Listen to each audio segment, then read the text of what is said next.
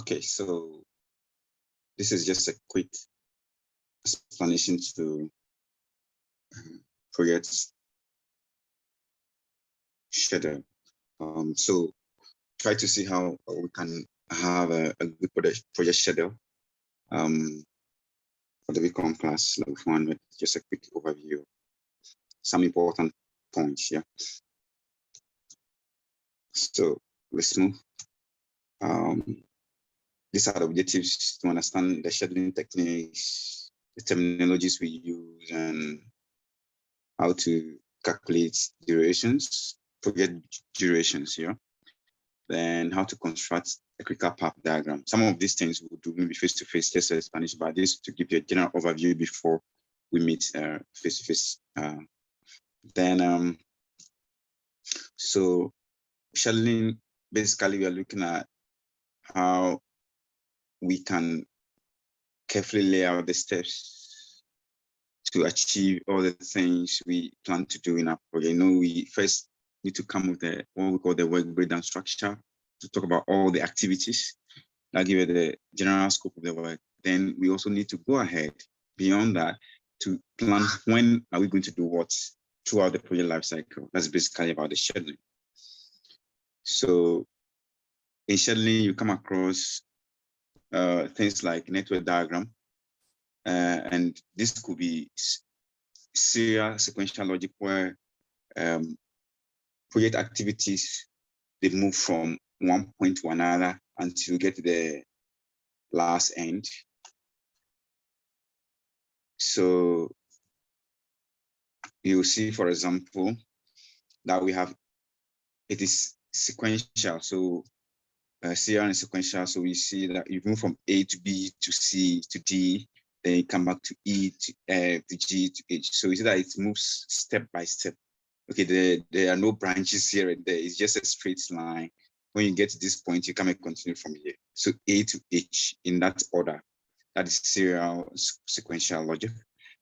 Then we can also talk about the non-serial sequential logic. The non-serial is that you started, it could even be that you start and then you start splitting, but this one started A, B, C, but when you get to C, it's that it's splitted to D and to F. It means that you could start a project together in a linear form, but you could split activities, and these activities will now be running parallel to each other. The D and F will be running at the same time, the E and G. So it means that if you have a project team, you may have to split the team into two.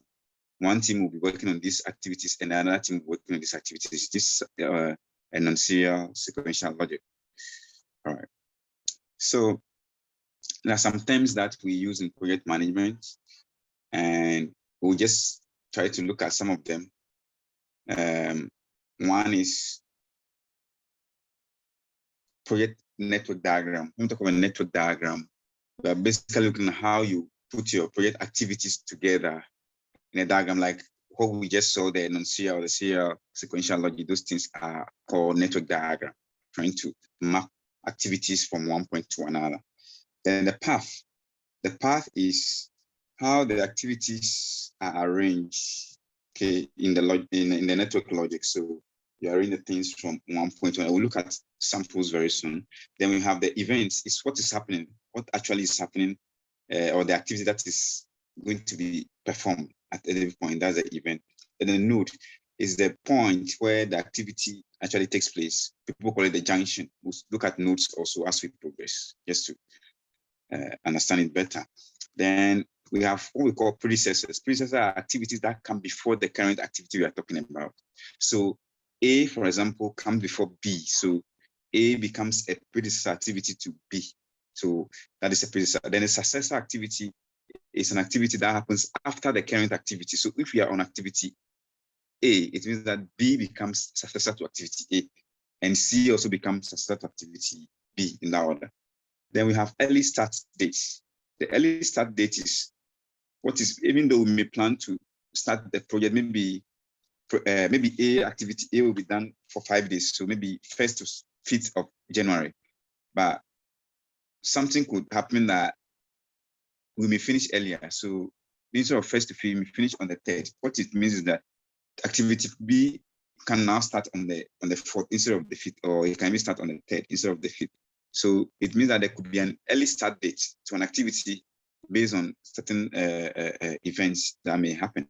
There could also be a late start. So a late start is any delay that is possible and yet will not delay the entire project. So one or two activities may be delayed. And if that is possible without delaying the entire project, it is a late start. Okay. Then forward pass. Anytime an activity gets finished early, the time that is left is past the next successor activity. That is the forward pass. And the backward pass is when the activity ahead of you could start a bit later than you planned. So it means that instead of spending 10 days for the activity B, you realize that you can use even 6 days instead of the 10 days. So activity A can even be, instead of 5 days, we can do it for 7 days. It means that we can borrow time from the next activity or successor activity for the previous activity. That is what is a backward pass, because it is a time that is given to an activity before the current one. So it's a backward pass. So activity A cannot have a backward pass to activity B. Activity A can only have a forward pass. Activity A can have a forward pass to activity B. But activity B can also have a backward pass to activity A. That is in terms of time. Okay. Then we have merge activities and best activities. Merge activities are activities that come together, maybe 2 or 3 activities from different directions, like parallel activities will come and merge at the point. We'll look at a sample. And the best activities is at the point where an activity is going to split into various dimensions. We'll look at some examples of that also. So let's look at, to explain the best activity, the forward pass, the merge activity, and the backward pass. We can look at this diagram, this enuncial sequential logic diagram. So you see A, B, C, then when you get here, the thing split to D and E. And so activity C here is now a best activity. It's this area is where the thing has, okay. So from here going, so activity D and E, activity A, C, the deliverable has best into 2. That's what we're talking about. And here activity H becomes a measure.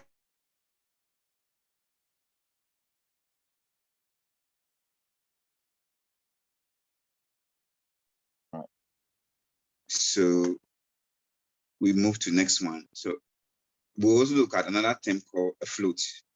A float is a time, okay, that is available. People call it free time in a project network diagram, so that anytime there are delays, you can still be able to complete the work on time. So assuming that there are you have a project that you have planned to execute or implement within 30 days. But in between the 30 days, you could have 2 or 3 days that nothing is happening. That could be a float. So in case an activity delays, you can use that free time to balance it. Okay. Then you have the critical path, which is the longest line within the network diagram. It is the longest path within the network diagram where you can perform activity. Okay. So we'll look at some of those issues. Now look at these two. We have AOA and AON. What's AOA? AOA is activity on arc. Okay, so activity on arc is this one. Okay, you see that this is the node. This is what we like. Okay, the points, this dot and the node. So the activities are located on the lines. So this point 0, for example, to get to point 1, you need to perform this activity in that order. But the difference here is that activity on node, the activities are rather at within the node, and most of the time is how the project activities are performed, so that we know that activity A is here, and then you now move to this like a best situation, and this is also like a merge situation activity. So that's how we can explain this. Yeah, you can read a little more on these things, and then you get further explanation. Yeah. Then some node labels. So we just look at the node. where the activities take place. Okay, now there are some terms that are there, which we have all discussed. We have discussed all this already. The only thing we have not talked about is identifier number. So every activity should have an identifier number. So remember when we're doing work breakdown structure, we label activities A, B, C, D, or something like that. Yes, or 1.1, 2.1, 3.1, those things, those labels are very important. So we need to work on that. So we need to label them so they can have unique identifier numbers. Then activity descriptor is what describes the activity basically. Then early finish, maybe we don't look at early finish here there. So sometimes activities could finish earlier than we thought. So we could do the calculations. Okay, if we are fast, we finish as early as this. So sometimes it's good for planning. So if there's a project has its time constraint, we could say that, okay, then let's reduce this, let's reduce that, so we could finish quite earlier. Okay, then activity duration, yeah, is the duration of every activity, how long it will take. Late finish is the latest we could finish an activity or a project, and it will not still affect the delivery date that is identified in the project plan. So certain activities could be delayed, but it should not affect the main project outcome. Yeah. Okay. Then we have what we call serial activities, which I've explained earlier, activities that move in straight linear form, yeah? A to B to C. Then concurrent activities, or sometimes called parallel activities, activities that are running concurrent or parallel to each other. You see D and F are running concurrent or parallel to E and G here. So these are what we call the concurrent activities or parallel activities. Remember, this is like H is a merge activity because they have come together, and C from here is the best activity because it's an activity after which there is a best into two of the subsequent activities here. Then we have discussed merge activity already, and we have discussed burst activity already. So this one, like, for example, A has best into 3, B, C, and D, for example. Yeah. Then this is a typical network diagram. Remember, we talk about network diagram, or we can call it activity diagram, activity network. So this is a typical one. So you see that the project has the activities A to H. Remember the A to H activity you looked at earlier. So this one, from activity A, the thing already best to B and C. See, so B and C are now concurrent activities, as you can see in the diagram, because they are going to happen at the same time. So you move from. So what it means is that you could have multiple teams. One team could be working from A to B, whilst another team is working from A to C at the same time. Then when they get to B and C, it merge again at D. So C is also a best activity. C could best into D, CD, or CG. And the B also best into BE and BD. So this is like a little complex, but it's straightforward that you could perform these activities in multiple fashion.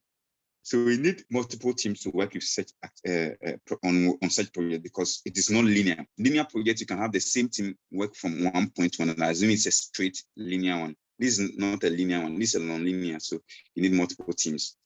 So this is how we look at it. Let's look at the next. So to be able to compute project activities or a typical project activity, you need to look at the most likely estimate or time. Yeah. When you're looking at estimate, you're not money estimate, but time estimate. Most likely, most pessimistic, and then most optimistic. So the most likely time is what is likely to be the case. Then we have most pessimistic. Most pessimistic is normally the longest, assuming things delay, that is the longest. Then we have the most optimistic.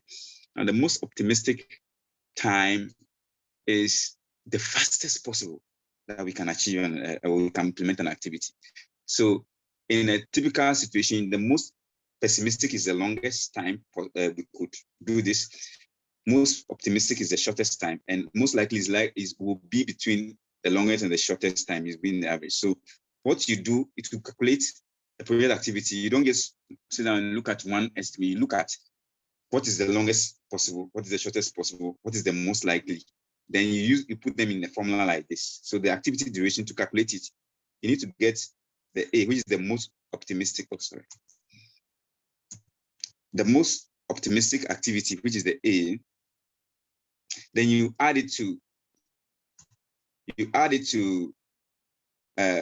4 times of the most likely activity. Then you add it to the most pessimistic estimate. Then you divide by 6. In other words, you first need to multiply, after you have determined the most likely estimate, multiply it by 4. Assuming it is 10, you multiply by 4, making 40.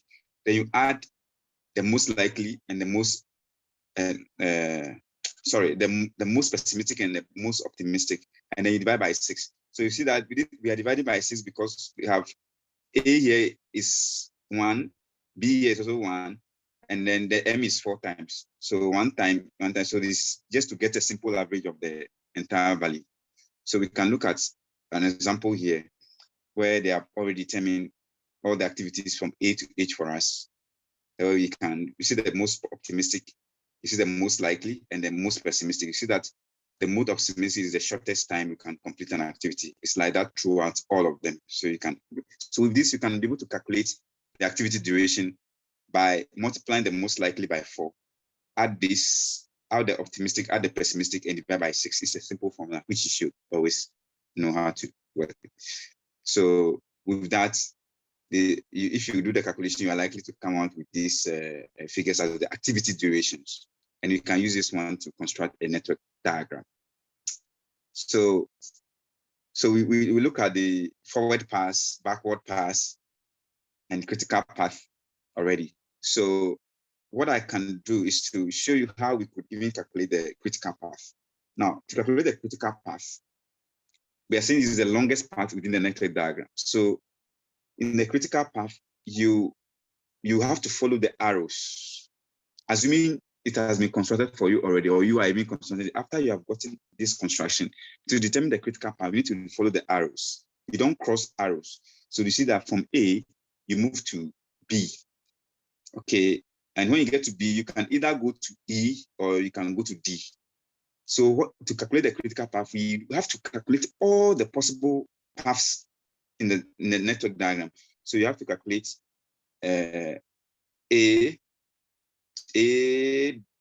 one of your paths. So you have to determine all the paths before you can determine the critical one. The critical one is the longest one. So you need to have one of our paths to be A, B, E, and H. It will end there.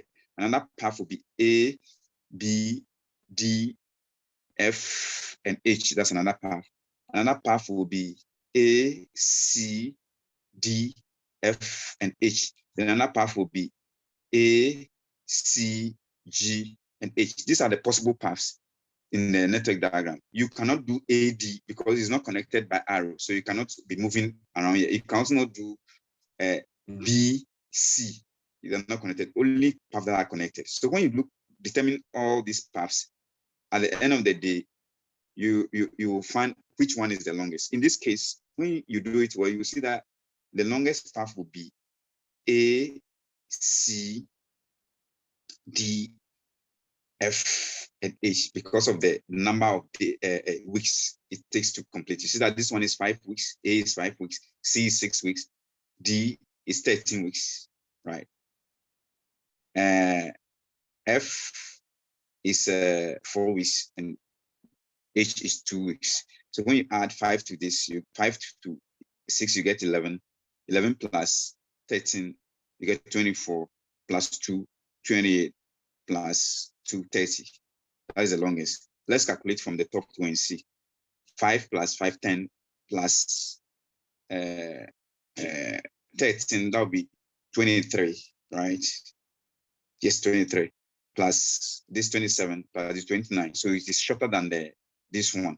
because this other, the C activity is 6 instead of 5. So you need to calculate and see the longer. That becomes your critical path. So what it means is that all teams are working in parallel or concurrently, but the total project duration will be 30 weeks, and no activity should be made to, no path should be made to exceed the 30 days. Otherwise, the project will be delayed. So the total project duration is 30 days, even though there are other activities that are running alongside. So that becomes the critical path. The project must not delay beyond 30 weeks. Yeah, 30 weeks. All right. So that is it. So yeah, you see, the critical path is long.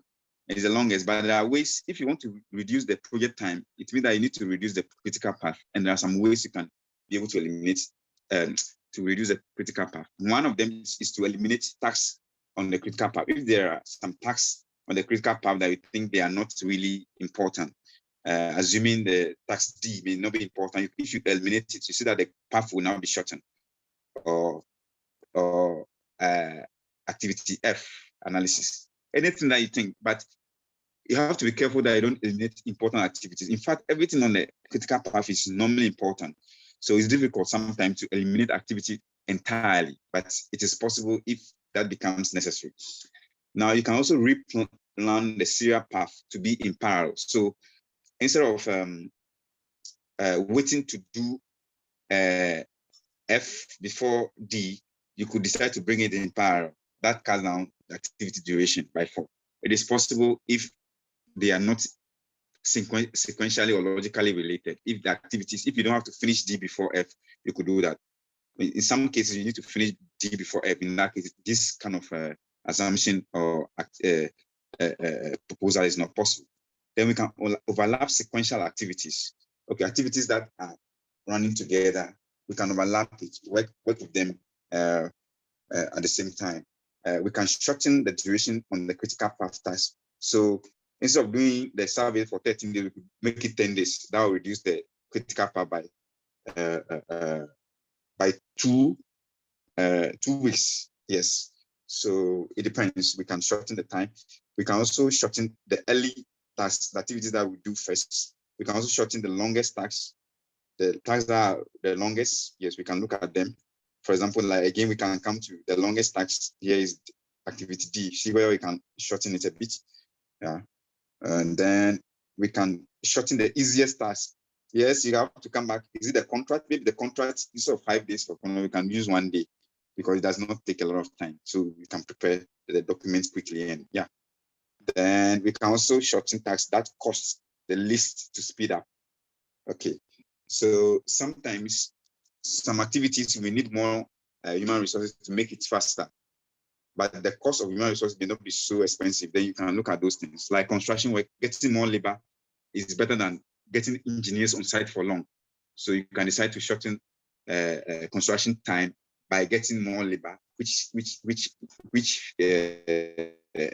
will cost us much shorter or much less. Yes, sorry. All right. So that is it for this to guide you. We meet and then we discuss a little more about it face to face to answer some critical questions. All the best. Thank you.